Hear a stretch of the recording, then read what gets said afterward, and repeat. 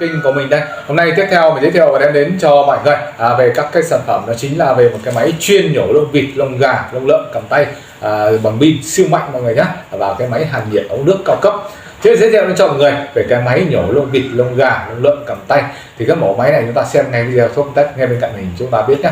Máy chạy cực kỳ mạnh và khỏe nhé, nó sử dụng pin sạc mọi người nhé. Thì nó kèm theo cho mọi người là một cái dây cáp sạc thế này, mọi người cắm điện vào đây mà còn đầu là chúng ta cắm sạc điện thoại để chúng ta sạc. Mọi người sạc đầy cho nó, chúng ta có thể là nhổ được từ 15 đến 20 con vịt một lúc nhá. Cực kỳ thuận tiện luôn, có cái pin này.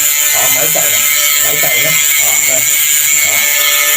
Công tắc thì nó chống nước mọi người nhé. Công tắc thì nó chống nước, chống nước toàn bộ, không lo nước vào hư hỏng mọi người nhé. Hay là chập thì hư hỏng máy nhé. Chúng ta chỉ việc coi như là bấm máy và chúng ta nhổ thôi, quá thuận tiện và dễ dàng cho mọi người. Nhổ mọi thứ lông vịt, lông gà, lông lợn quá dễ dàng và thuận tiện cho mọi người. Tiếp theo giới thiệu cho mọi người về cái dòng máy hàn nhiệt ống nước cao cấp mọi người nhé. Đây là cái máy chuyên hàn nhiệt cho ống nước.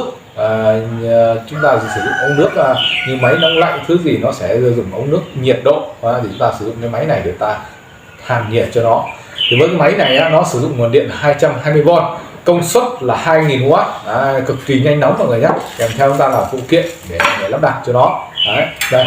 Và nó kèm theo cho mọi người là 3 cái đầu để ta hàn. Đầu thứ nhất là đầu số 20, đầu thứ hai là đầu số 25 và đầu số 3 là đầu số 32 mọi người nhé. Đầu thứ ba là đầu lớn là đầu số 32, P32.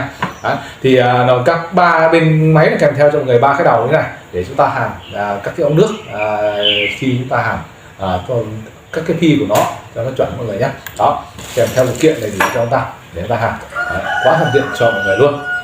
Thì nếu như mọi người có yêu cầu muốn mua cái mẫu máy nào loại nào, mọi người cứ chứ việc nhanh tay lên nhấc máy alo cho shop theo số điện thoại để ngay dưới màn hình, đọc cái tên sản phẩm của mọi người muốn mua lên để shop báo giá của sản phẩm đó cho mọi người nhé.